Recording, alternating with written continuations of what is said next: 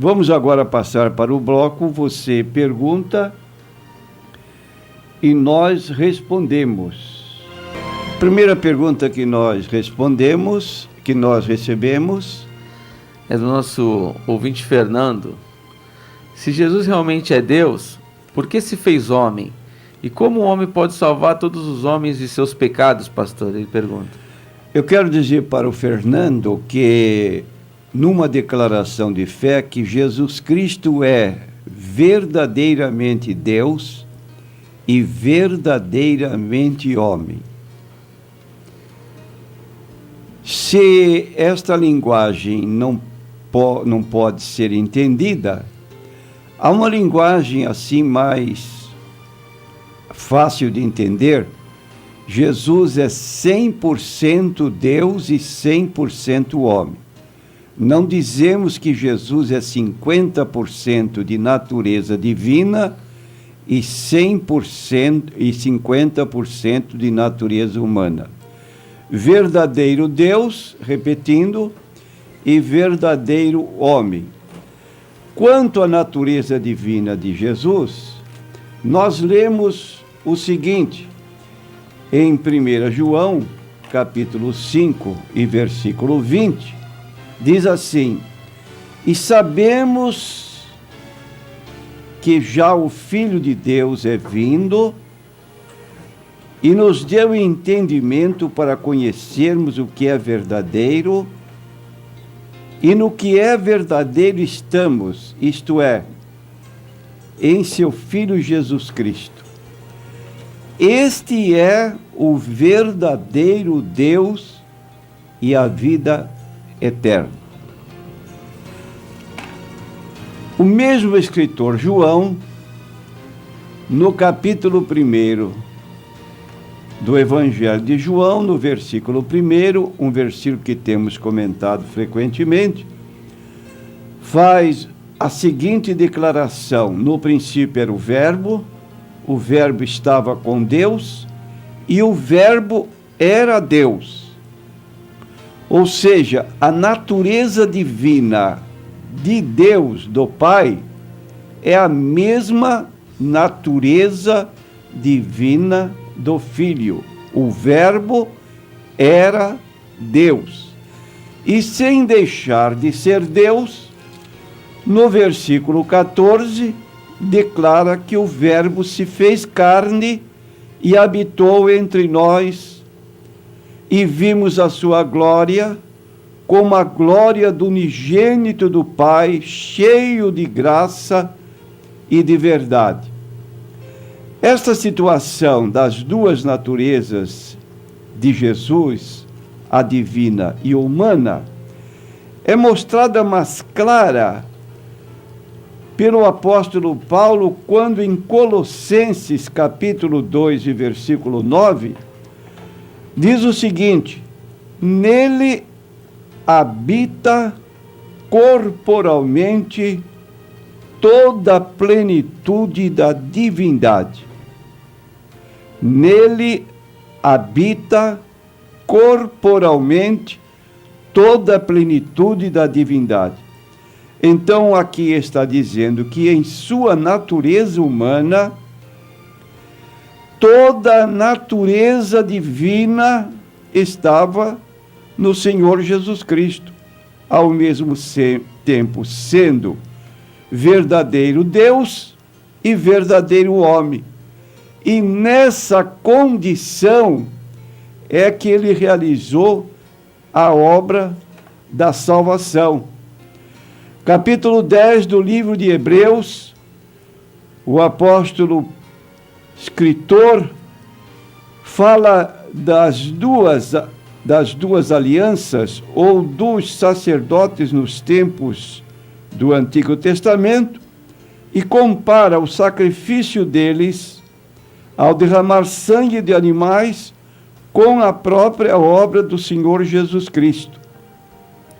E mostra a superioridade do Senhor Jesus nesse particular, mostrando que ele pode salvar perfeitamente todos os que por ele se chegam a Deus. Diz o texto Eis aqui venho para fazer, ó Deus, a tua vontade, tiro o primeiro para estabelecer o segundo, na qual vontade temos sido santificados pela oblação do corpo de Jesus Cristo, feito uma vez, e assim todo sacerdote aparece cada dia, ministrando e oferecendo muitas vezes os mesmos sacrifícios que nunca podem tirar os pecados. Mas Jesus, havendo oferecido para sempre um único sacrifício pelos pecados, está sentado à destra de Deus. Versículo 14, porque com uma só oblação aperfeiçoou para sempre os que são santificados.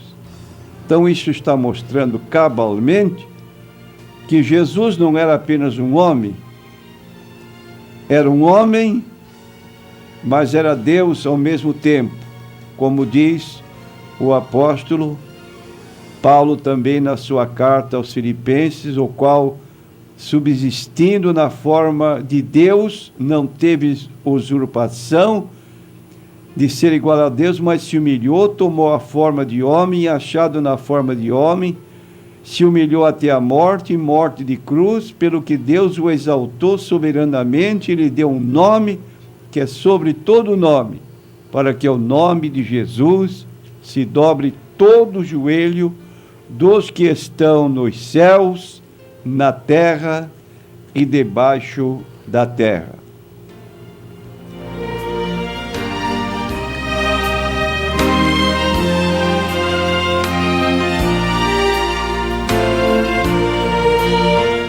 Pastor, só referindo a essa pergunta, então nós podemos citar também João 10, 30, quando Jesus declara: eu e o Pai somos um também? Sem dúvida. Não um em propósito, mas um em natureza. E quero ressaltar, um em natureza. E a justificativa da nossa afirmação está nos versículos que se seguem, 31 até o 33. Os judeus pegaram então outra vez em pedras para o apedrejar. Respondeu-lhes Jesus: tenho-vos mostrado muitas obras boas procedentes de meu Pai. Por qual dessas obras me apedrejais? Os judeus responderam, dizendo-lhe: não te apedrejamos por alguma obra boa, mas pela blasfêmias, porque, sendo tu homem, tu fazes Deus a ti mesmo. Sendo tu homem, te fazes Deus a ti mesmo. Então, eu e o Pai somos um. Pastor, recebemos outra pergunta aqui por e-mail.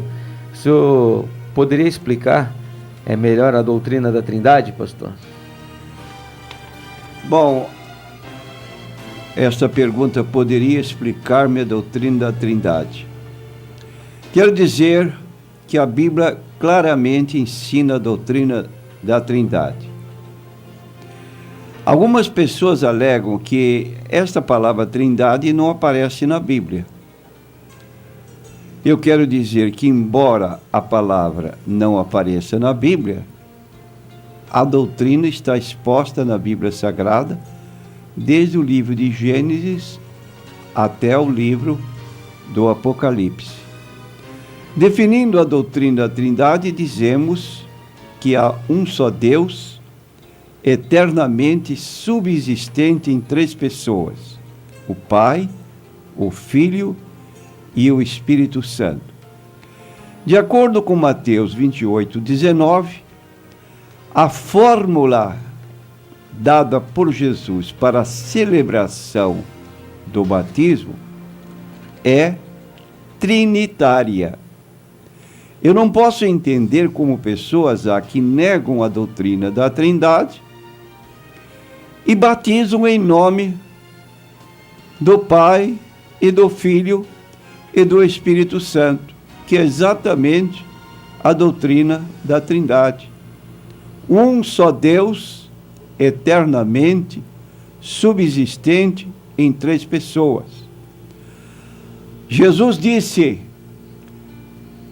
portanto, ide, ensinai todas as nações, batizando-as em nome do Pai, e do Filho e do Espírito Santo. Agora, nós sabemos que a Bíblia no Antigo Testamento foi escrita na língua hebraica. E no capítulo 1 do livro de Gênesis, nós vamos encontrar frequentemente nesse capítulo a palavra Deus. Isto aparece em Gênesis 1:1.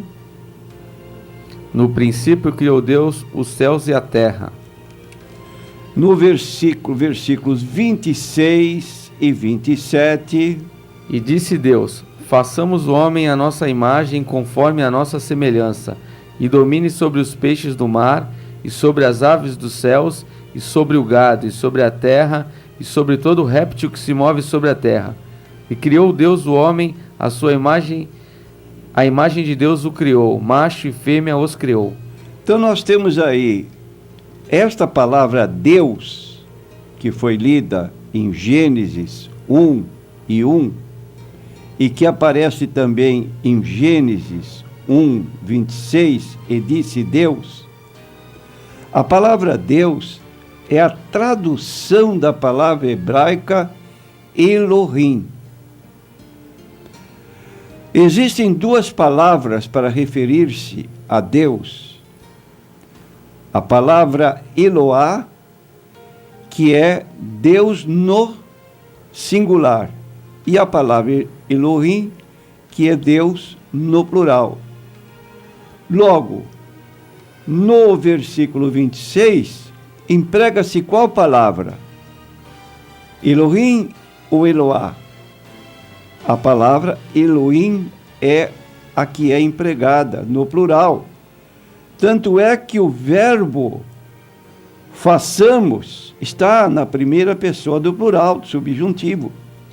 E o pronome possessivo nossa também indica a mesma pluralidade. E disse Deus: façamos o homem à nossa imagem, conforme a nossa semelhança. Então, enquanto no Gênesis 1:26 se emprega o verbo façamos no plural, e o pronome possessivo nosso repetido no plural, já em Gênesis 1:27 se emprega o verbo no singular, e criou Deus. Isso indica o quê? Pluralidade de pessoas em um único Deus. Então dizemos que o Pai, o Filho e o Espírito Santo constituem um só Deus. É a doutrina da Trindade dentro da Bíblia Sagrada.